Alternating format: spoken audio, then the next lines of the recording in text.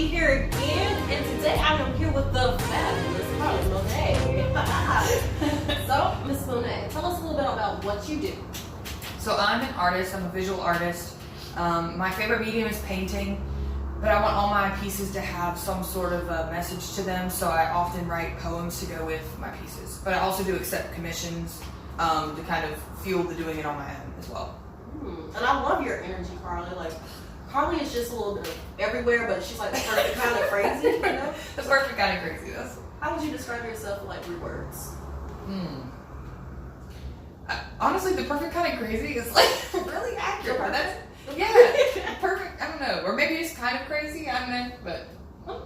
Crazy? Yeah, I don't know. Yeah. Creative, crazy, and curly. Yes, there you go. Perfect. There you go. Where are you from, and why did you originally begin drawing? So I'm from Burlington, North Carolina, which is like about 2 hours from here. And I originally started drawing. I actually started with painting because my mom like would put up this huge piece of like, she had this large butcher paper type stuff. So she would just like rip me off a sheet and like paste it up on the wall. And she would paste like multiple of them on the wall and then hand me some paint. And then literally that's what I wanted to do every day. You know, it started out with the little like, sun in the corner, tree on the side, house in the middle. But then, you know, we got a little better. Praise the Lord, praise the Lord. But yeah, that's where it started. Yeah, you definitely came a long way from there. I'm going to show you guys some of her amazing art that she's done. So how would you define the term art? To me, I think it's I think it's a lifestyle in the way that I see it, because I don't call myself an artist before I call myself a creator.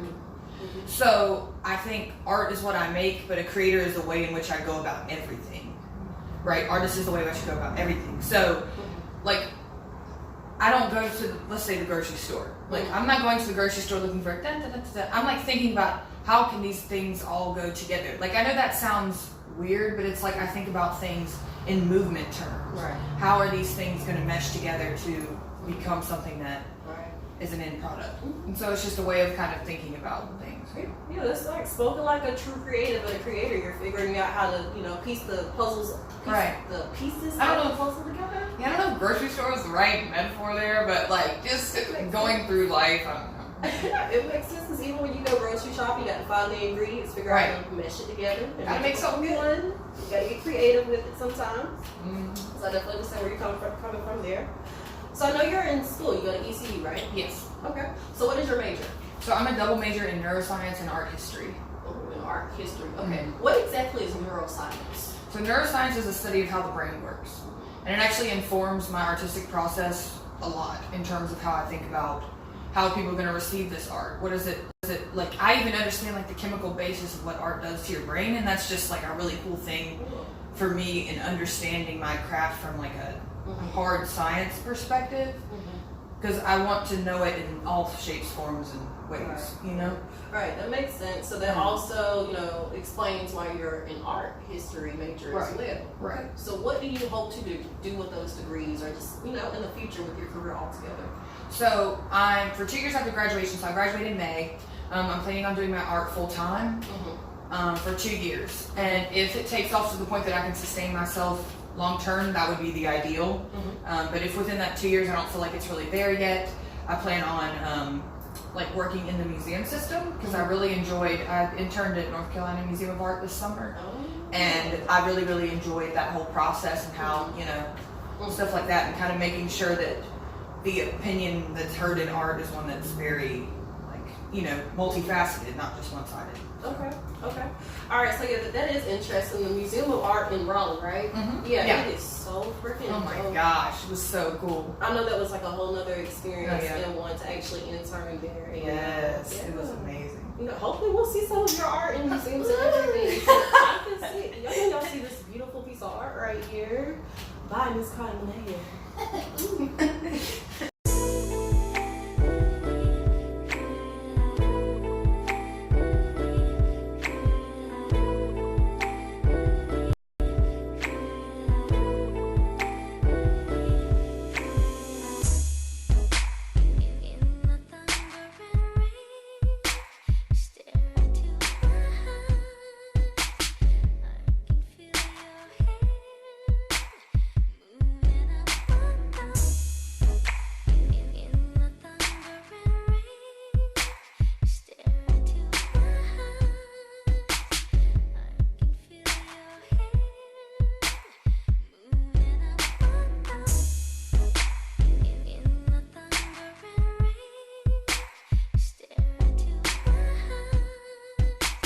And this piece right here is really awesome that you're currently working on. Just tell me a little bit about it.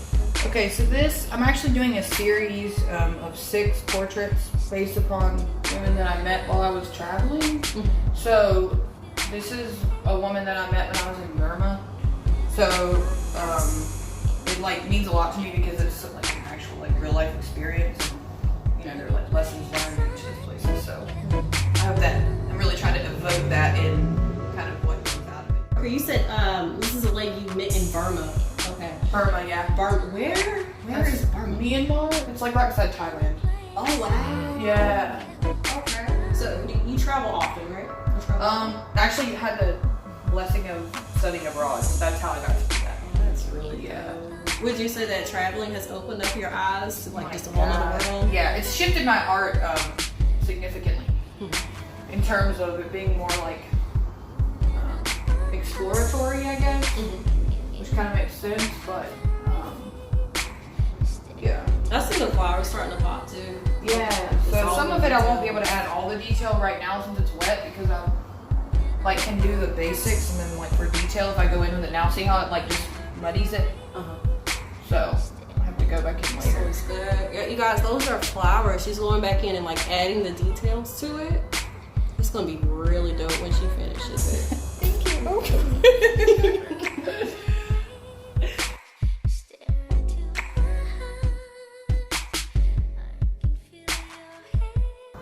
Alright, so Miss Monet, I know you have to have a favorite piece of art that you've created so far. Tell us a little bit about it. So I think this is definitely my favorite piece I've created so far because I didn't really use any sort of reference image. Normally I'm using like, okay, it's a portrait, I'm going to use this face as a reference image.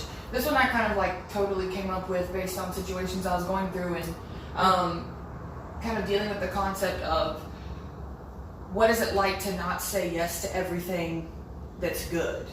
So like there are some things that are good but that you still shouldn't say yes to. So because it is a bad thing to say yes sometimes to a good thing. Like yes. Yeah, that's what I said. So that's kind of what this was like learning to close your hand when it's time to be closed. Yeah. Makes sense. Okay, I definitely understand that. Now that you explained it here, close your hand. Sometimes you have to say no, step away from the situation. Right. Absolutely. Right. So what made you, want to create a poem for, each painting that you create?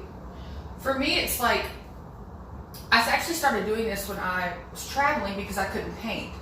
So I started using words to paint what I was trying to say. And then I found when I got back and I started painting that people always ask for an explanation of what's happening in a painting. And so if I can have it pre-written in a way that is totally in words and in a form of art itself, then that's like a cool marriage to me. Right, yeah. Because you're explaining it through art. It's just art on top of art. Right, art squared. That's what I call it. People are like, what are you? I'm like, art squared. So yeah, this is what I wrote to go with it, to kind of elaborate on the meaning and understanding.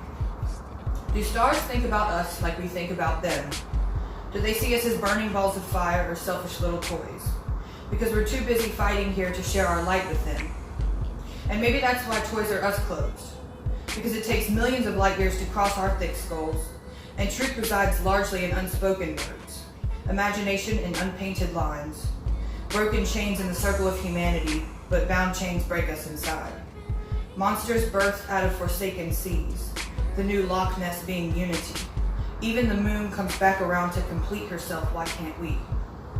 Shooting stars drop knowledge for more than sport, a fiery epic on how life is short.